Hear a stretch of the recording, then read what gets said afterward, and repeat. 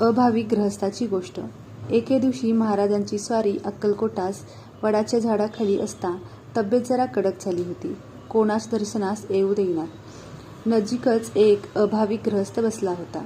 तो म्हणू लागला, काय हो, हे साधू म्हणवितात, मग यास राग कशाला पाहिजे? महाराजांनी त्यावेळी काही उत्तर दिले नाही.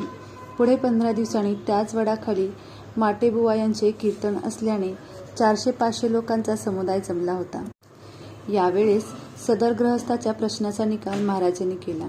महाराज म्हणाले, मजला राग असता तर इतके लोकांची भाजी करून खाल्ली असती.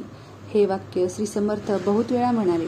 श्रीचा असा नियम असे की कोणतेही वाक्य तोंडातून निघाले म्हणजे 10-5 वेळा म्हणायचे. ते पूर्ण दयाळू असून आपल्या भक्तजनांचे संरक्षण करत असत. कधी कधी ते रागात असत, पण तो काही खरा राग नसे. राव व रंक महाराजास सारखेच असत, किंबहुना रंक त्यास जास्त प्रिय असेल. राजांच्या श्रीमुखात दिली. श्रीमंत मालोजीराव यास श्रीने चमत्कार करून दाखवल्यावर त्यांची भक्ती स्वामीचरणी गढून ते दर गुरुवारी श्रीची स्वारी ज्या ठिकाणी बसेल त्या जागी दर्शनात जात असत. याप्रमाणे बहुत दिवस चालले होते. एके गुरुवारी राजा हत्तीवर बसून दर्शनास आला. श्रीस पाहून तो खाली उतरला व अणवाणी महाराजाजवळ गेला. श्रीचे चरणी मस्तक ठेवल्यावर स्वामींनी फाडकन त्यांचे श्रीमुखात भडकावली. राजांचे डोकीवरील पागोटे एकीकडे जाऊन पडले व राजा फार भयभीत होऊन थरथर कापू लागला व हात जोडून महाराजापुढे उभा राहिला. हुजऱ्याने राजाचे पागोटे आणून डोकीस घातले. महाराज रागाने राजास म्हणाले, तुझे मोठेपण तुझ्या घरात, इथे मोठेपण कशाला पाहिजे? अपराधाची क्षमा असावी म्हणून प्रार्थना करून राजा परत गेला. पुढे दर गुरुवारी महाराजांची तब्येत कशी आहे हे पाहून राजा दर्शनास जात असे व म्याणा वगैरे वाहन लांब महाराजांस न दिसेल अशा जागी ठेवून मग पायानी राजा दर्शनास जाई. असे महाराजांचे उग्र तेज होते. हिंदू, मुसलमान, पारशी, युरोपियन सर्व जातीचे लोक महाराजांचे दर्शनास येत. सर्वांचे मनोगत ओळखून त्याची मनोकामना ते पूर्ण करत. मुसलमान लोकांवर त्यांची फार प्रीती होती.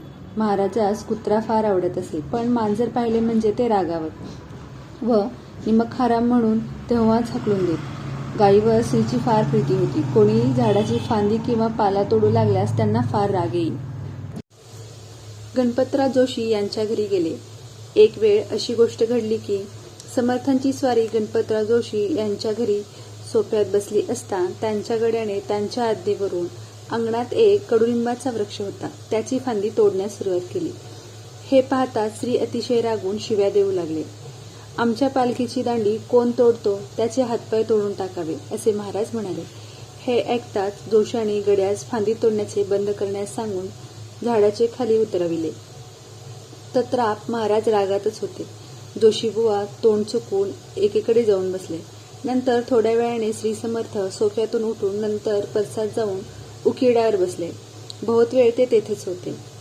महाराज कोठे गेले म्हणून जोशीबुवा व इतर मंडळी पाहू लागली. तो श्री समर्थ उकिरड्यावर बसलेले दृष्टीस पडले.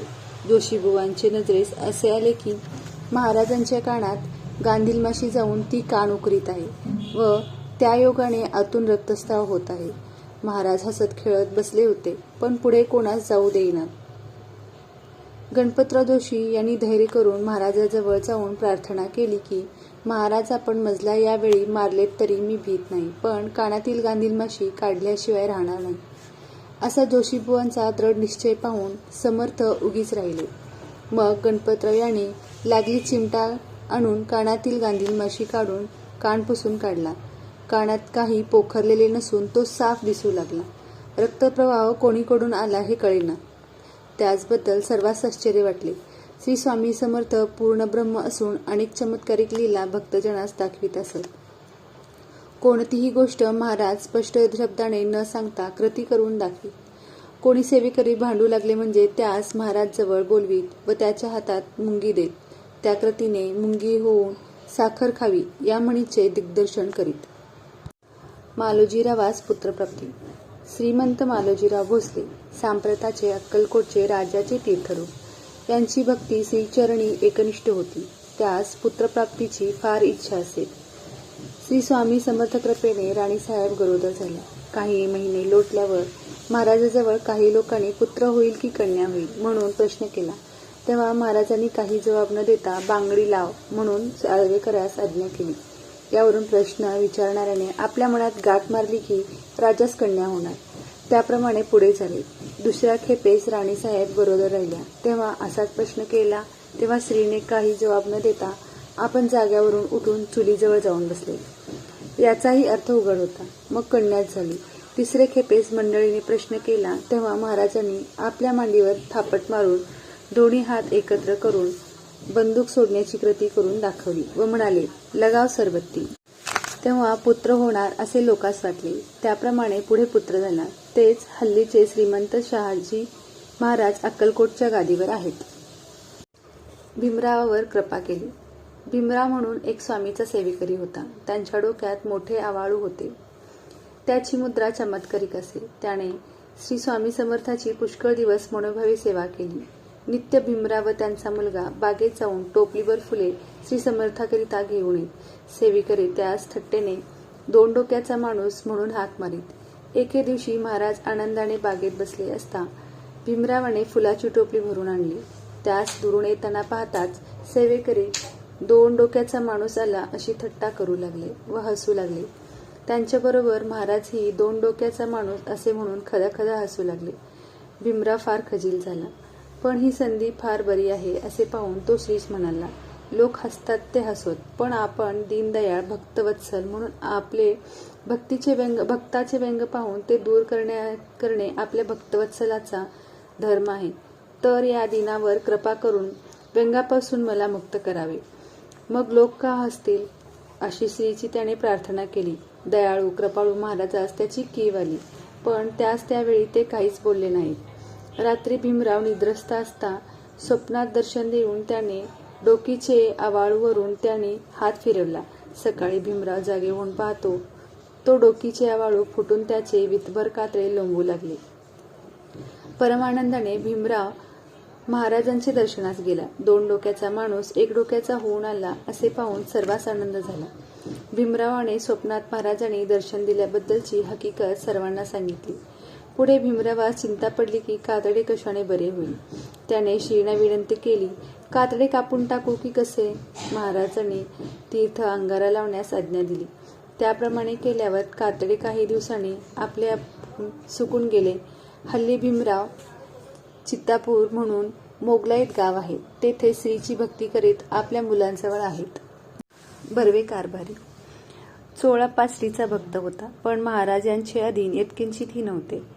अगदी नवीन मनुष्य दर्शनास आलेला व बहुत वर्षाचा सेवेकरी दोघाबरोबर वर्तवणूक सारखीच. श्री समर्थ कृपेने चोळाप्पास संतती संपत्ती प्राप्त झाली.